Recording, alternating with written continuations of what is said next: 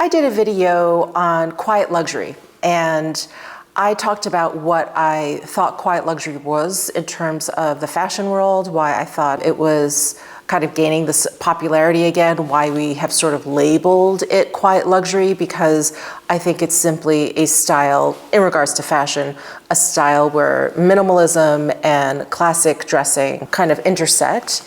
And I just think that it's simply a focus on better materials, better fit, better tailoring, instead of just really logo heavy, loud, brightly patterned sort of clothing. I think to me, that's all quiet luxury is. And I started to see more and more videos pop up about quiet luxury, I think because I had posted a video about it. So YouTube was recommending all of these quiet luxury videos to me.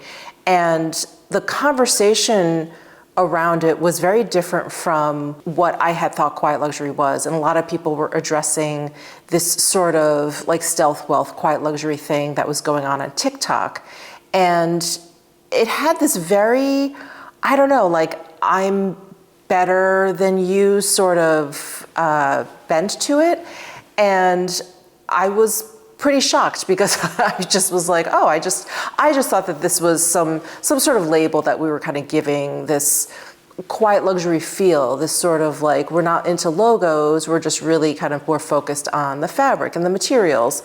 But it had this whole sort of like, I am rich and better than you, and I don't need logos to announce my wealth. I mean, just this very strange kind of, perspective and viewpoint on it. And from what I had seen, I'm not really on TikTok myself, but from what I had seen, it seems like a lot of TikTokers, and therefore I kind of assume younger people are more into the idea of like looking rich. And that is absolutely not what I think of in terms of quiet luxury. That is absolutely not what I meant when I, created my video. I don't think it's about looking rich.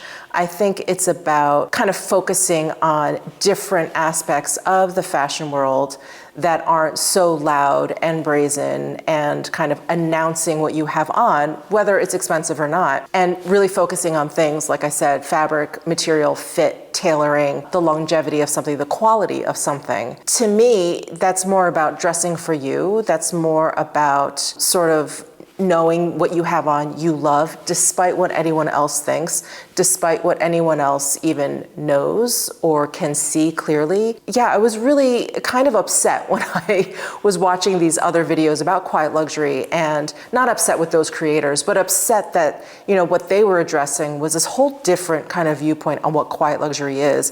And it's basically just like the viewpoint was more like, okay, now that this is a trend in 2023, this is how you dress to look rich. I was so confused. I was like, okay, we're missing the point again because luxury, true luxury, quiet luxury is about dressing for oneself, is about all the things that make something very special to you and near and dear, and something that you're going to wear in 10 years, rather than a passing trend, rather than if you've always dressed with huge logos, it's like, oh, now I have to dress really quietly. That's what's going to make me look rich. I think you should just dress how you dress. Dress however you like. If you like logos, you like bright colors, you like, trendier stuff, then go for it. I mean, it's all about what makes you happy. Anyway, I just wanted to talk about that a little bit because, yeah, I had just seen quiet luxury and I was like, oh, what's my take on it? And, I did it in collaboration with Grace over at Everyday Edit.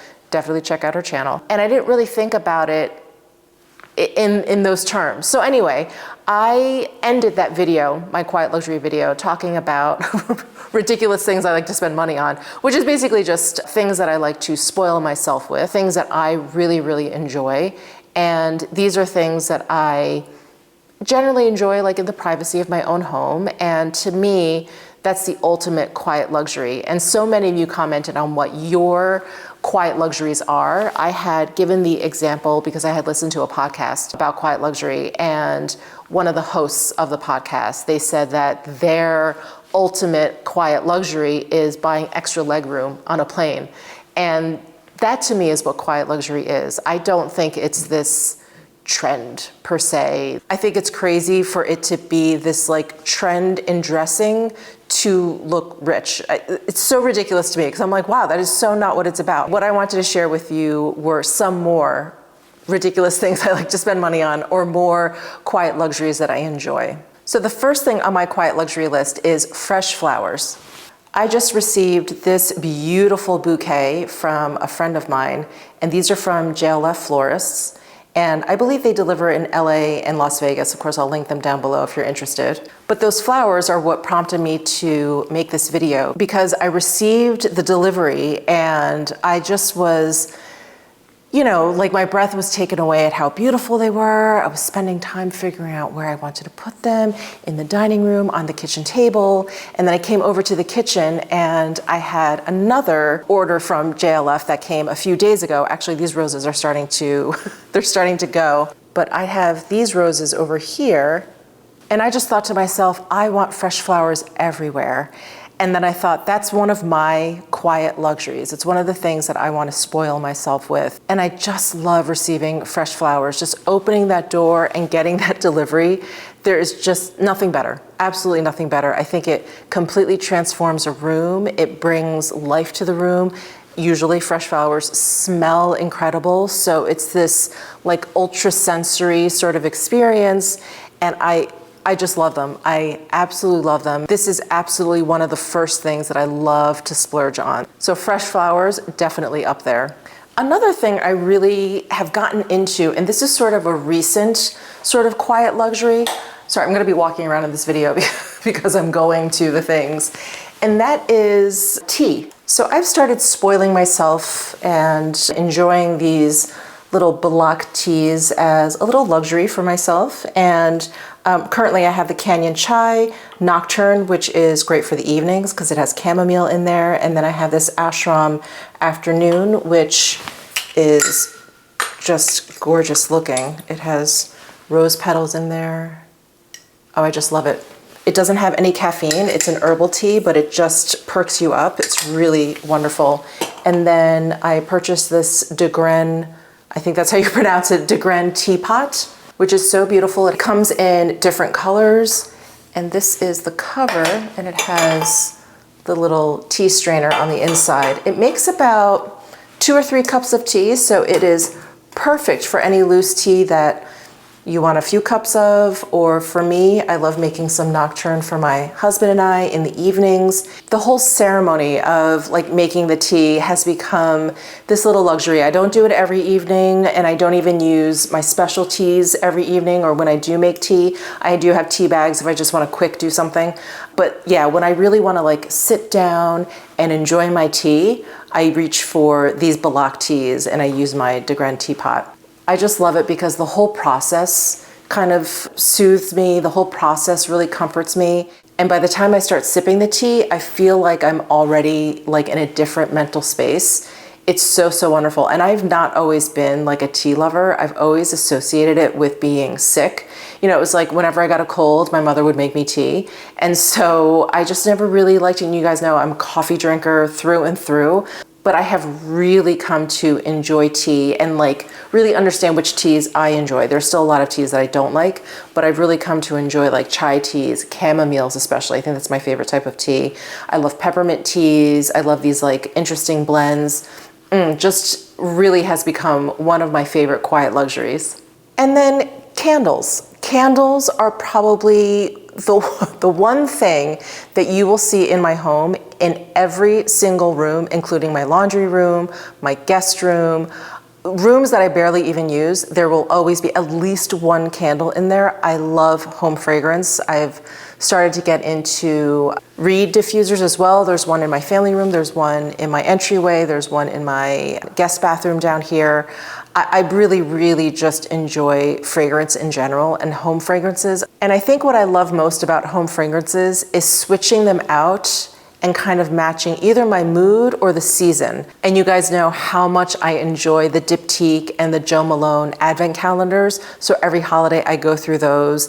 I feel like at this point I'm collecting Diptyque candles.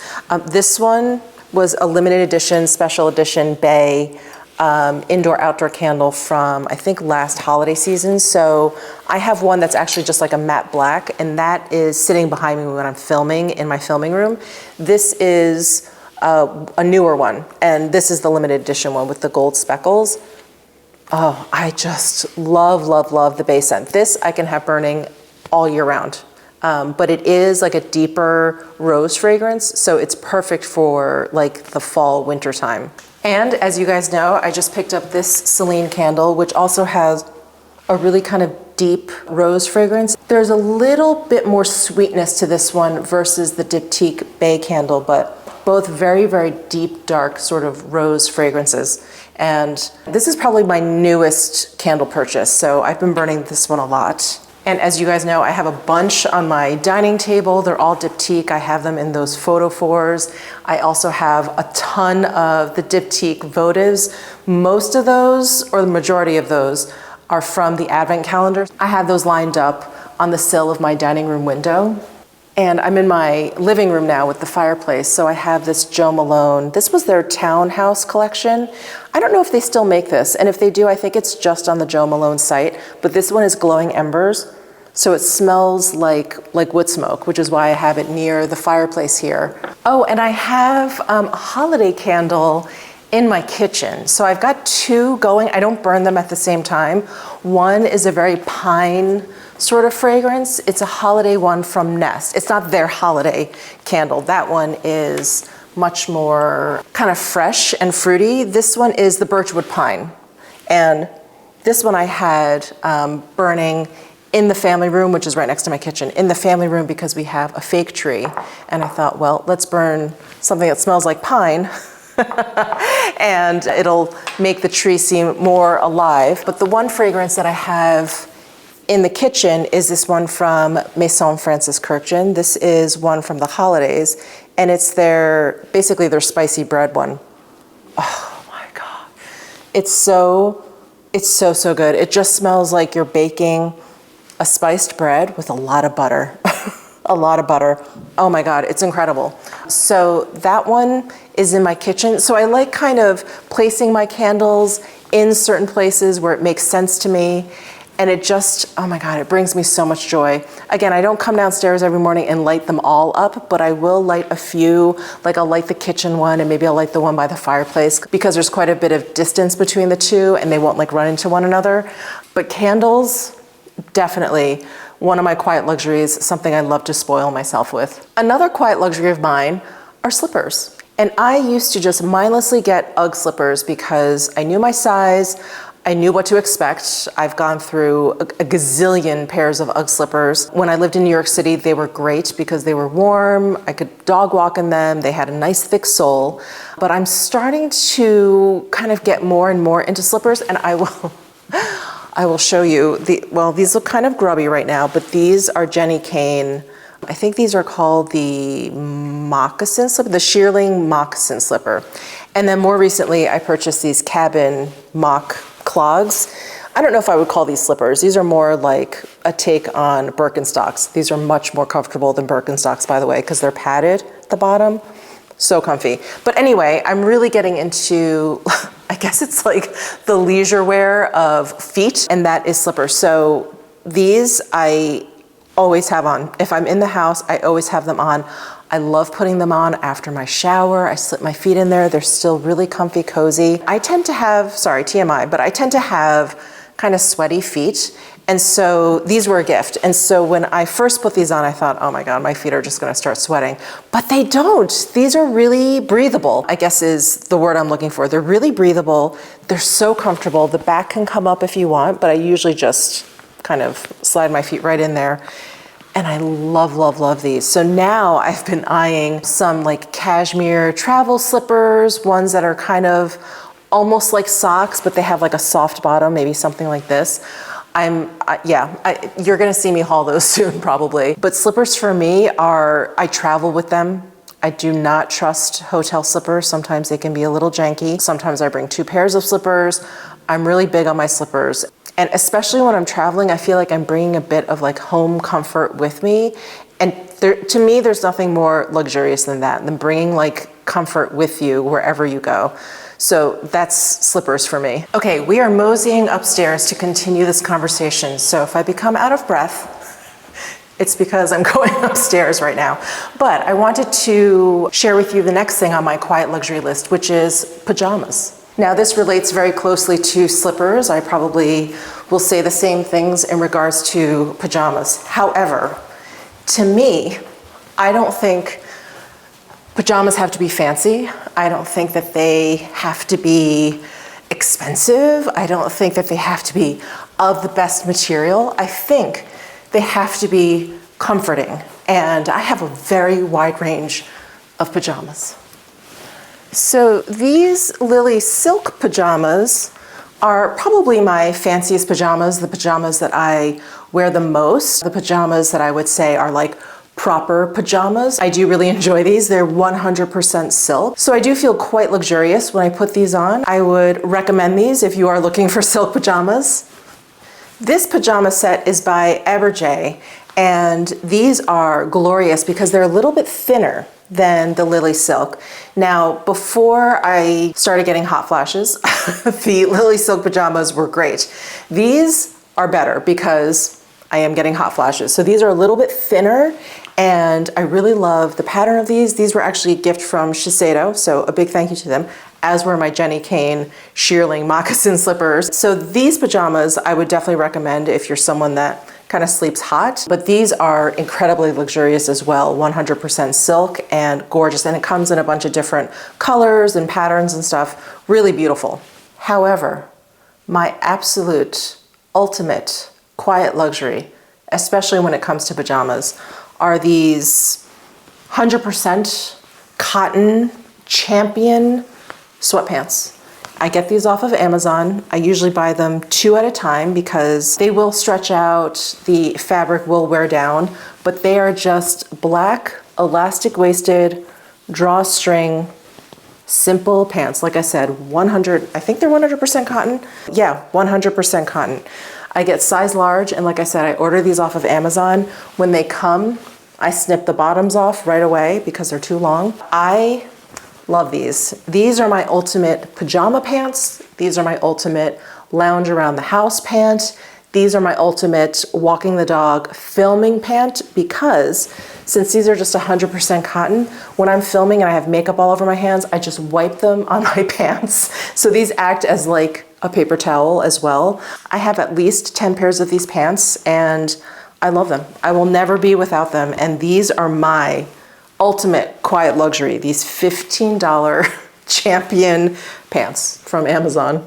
And then just 2 things regarding beauty, because beauty in general to me is quiet luxury, because it's not like, you know, when you're using like Gucci eyeshadow, no one knows that you're wearing Gucci eyeshadow, or if you're wearing the new Hermes bronzer, no one knows that you're wearing it. And so I feel like makeup especially is like the ultimate quiet luxury, as is skincare. No one knows what you're putting on. I mean, unless they live with you, or unless you're a YouTuber and you're showing them your evening skincare routine, but you get my drift. You know, I feel like beauty in general is very quiet because it's the result that you're seeing. If you're using really beautiful skincare that you really, really love, then I think your skin is going to reflect that. Or if you wear makeup that you really enjoy, that you think enhances your features, I think, you know, your makeup look is going to reflect that. So I just wanted to share with you a couple of skincare items that I find to be my own sort of personal quiet luxuries. Okay, first and foremost,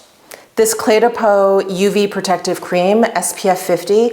This is the most beautifully formulated SPF I've ever used, and I've used some really good ones. This was tied for the Revive skincare, sorry for the mispronunciation. That was their Soleil Superior SPF 50. That is very similar to this, and when I first started using this, I was like, okay, this is like my Revive, okay. And now this has surpassed that. It's just a little bit, a teensy bit more buttery, a little bit thicker and a little bit creamier. I have very, very dry skin. And so when I just want to use this and kind of forego moisturizer after I've done like my lotion, my serum, my oil, I feel comfortable just using this and not using like another moisturizer. And it's wonderful. It is absolutely wonderful. And it's SPF 50, which is what I need here in Vegas. So I love this. This is definitely one of my quiet luxuries. Another one you guys have heard me talk about a gazillion times is La Mer, the moisturizing cream. I'm not gonna hang on this topic for too long because this is a very polarizing, very divisive product. People are like, just use Nivea. I'm like, you go right ahead. I love the La Mer.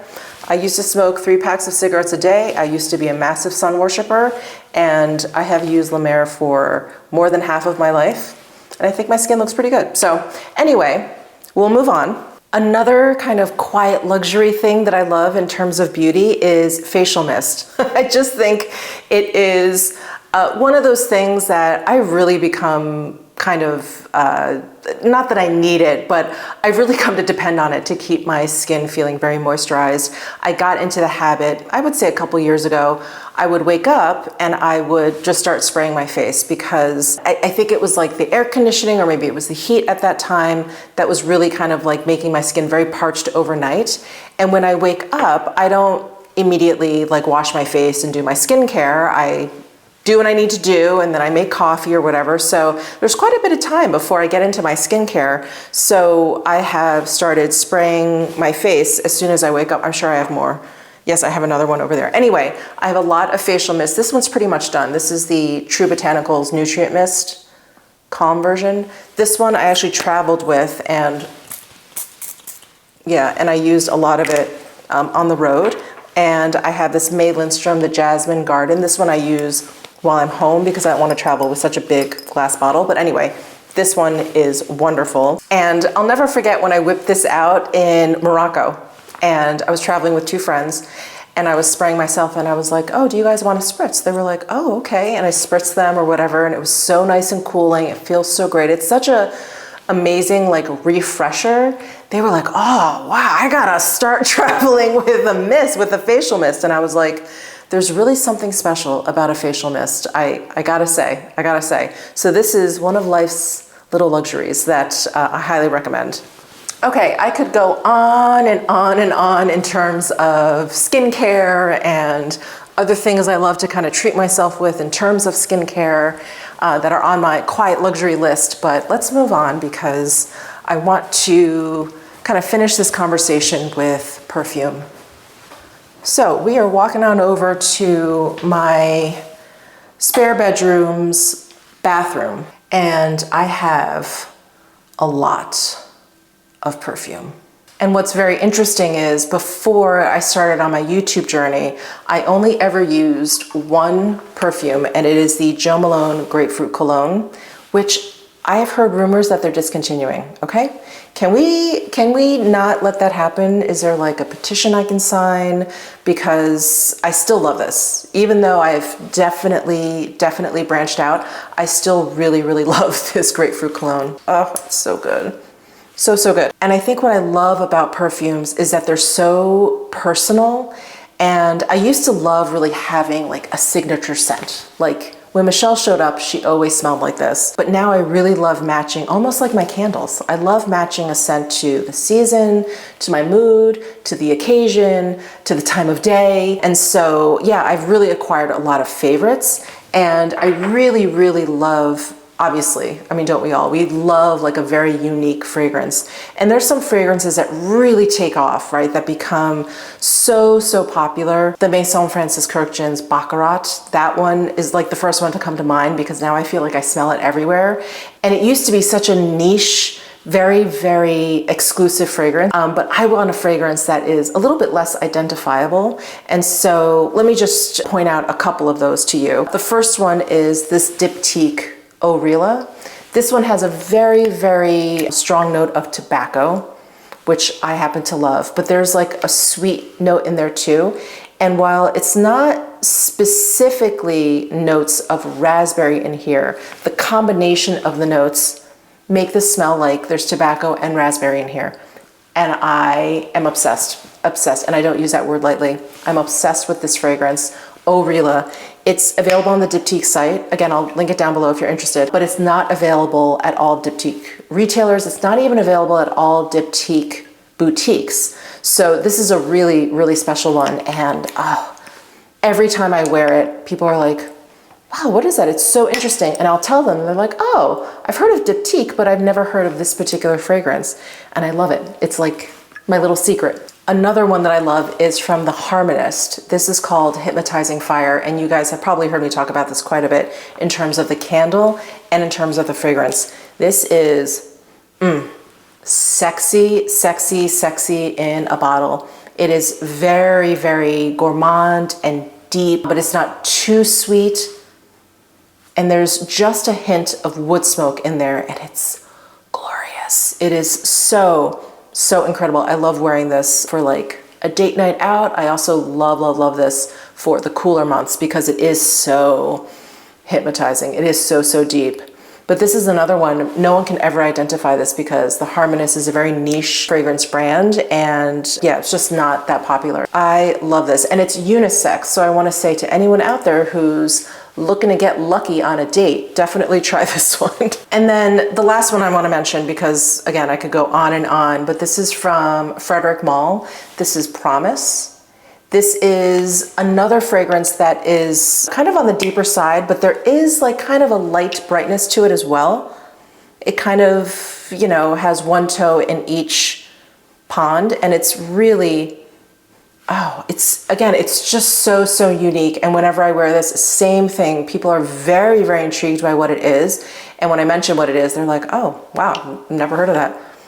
Oh, it is hypnotic. I think all three of the fragrances I mentioned are very, very hypnotic. So anyway, I just wanted to mention this. And this one is not easy to find. I feel like this either sells out very, very quickly or they just don't produce that many, but I'll try and find it and link it down below. So that is it for my video. Thank you guys so much for chiming in on my first Quiet Luxury video where you shared with me a lot of your quiet luxuries. It gave me the idea for this video. And of course, when I got my fresh flowers, I was like, oh my God, the ultimate quiet luxury. I have to talk about this again. So anyway, thank you guys so much for tuning in again. And let me know your thoughts down below in the comment section. Give this video a thumbs up if you enjoyed it. Subscribe down below if you haven't already, and I'll see you in my next video.